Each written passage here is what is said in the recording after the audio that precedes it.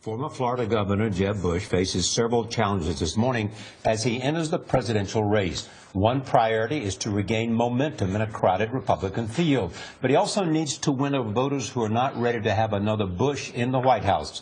CBS News contributor and GOP strategist Frank Luntz went to New Hampshire. He gathered a focus group of Republican and independent voters in that key primary state.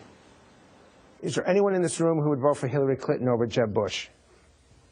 Okay. Is there anyone in this room who will not vote for Jeb Bush, guaranteed, in the Republican primary? So what's the problem? He was an excellent governor, but he's just not a good candidate for president. Because? His policies are worn out. What's the problem? I don't not electable. I think, yeah. Another Bush. That would work more against him than for him. Yeah. I'm not sure he really wants it. No. Yeah. He doesn't have any passion behind it. The comment passion, there's no fire. I mean, he should take notes from... Yeah. But he was a good governor, was he not? Yeah. Yes. Yeah. So you got, how many do you think he was a good governor? So why can't someone who was a good governor of an important state be a great president? He can't. He's not can be, electable. but he doesn't have the passion to deliver. He doesn't have the charisma. He doesn't come across like, certainly not Marco Rubio. He's sitting back on his laurels and telling you who his family is. He doesn't inspire the next generation. I think we've experienced Bushes and we've experienced old white men running for the Republican Party. And even looking around the room, most of the people in this room are old. You know what I mean? And Wow. Ouch, man. All day. But you know, to Obama's credit, he inspired the youth, and Yeah. I think Rubio did that. I think Walker Story could do that. But not Jeb I don't Bush. see Jeb Bush doing that. My big concern about 4 years ago or whatever, I really liked him as a politician, but after learning his positions, that's why I don't support him. My biggest concern was his last name. Now it's his positions. Really what I'd like to do is be able to see him. I know him from Florida, and I know that Rubio was mentored by Jeb.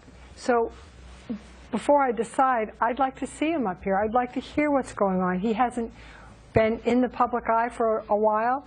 Let's see what his positions really are. Let's see where he wants to go. Let's see if he has any passion. And I haven't seen that. Now, you guys are Republican. Who has a problem with his last name?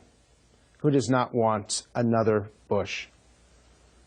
So we're going to have a fair Clinton? number of you. I think the comment his mother don't want a Clinton made either. several months ago, out of all the people that can run for president, we really need just the Clintons and the Bushes running. I think the uninformed voters will not vote for him because they're not going to know what his stances are. They're going to know he's a Bush, and he's not going to be That's electable. right. Let me ask you, if it is Hillary Clinton versus Jeb Bush, not who you're going to vote for, who wins that election? Hillary. You say Hillary Clinton will beat Jeb Bush. Significance from Republicans in New Hampshire. Frank Luntz is with us from Atlanta. Good morning.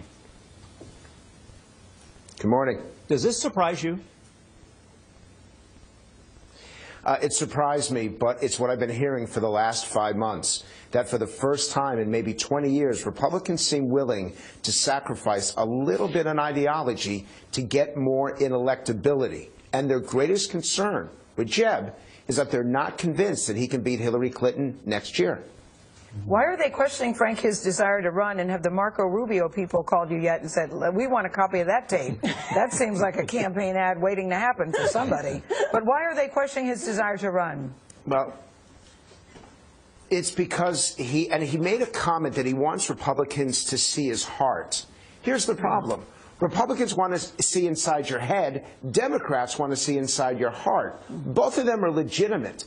But I think that Jeb is, for the GOP, at this point, a little bit too gentle, that they're so eager after 7 years of Barack Obama to get someone who's going to fight for them, that Jeb his communication comes across as too gentle, not tough enough, and not passionate enough.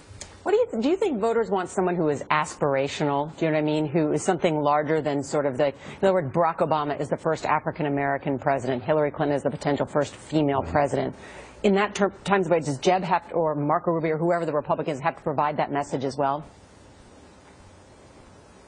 That's a fair point. And in fact, for the GOP, we've asked questions. Do you want a candidate who's focused on bringing America forward, or do you want a candidate who's focused on bringing America back. And by 2-to-1, they're looking at the future rather than the past. And that's a challenge for Jeb.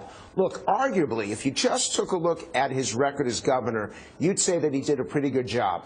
The problem is that person to talk about 10 years ago rather than what he's going to do 10 years from now. It's one of the reasons why he's using his name Jeb, why you've got that logo that just says his first name. So, because he wants people to feel the passion. You've got the... Go ahead, Charlie. No, so if the race is about the future, who does that benefit the most within the Republican Party? Either Marco Rubio, at this point, either Marco Rubio or Scott Walker are capturing the greatest percentage of those in the future. And they've both very passionate, very, very strong. I don't want viewers to think that Jeb doesn't have a chance. He absolutely does, because he's got more money than all the other candidates. But he's got a significant challenge, and it's not just his name. There has to be passion, there has to be emotion, and there has to be a focus on the future. That's why it'll be interesting to see this first debate amongst the Republicans in early August. Frank Luntz, thank you so much.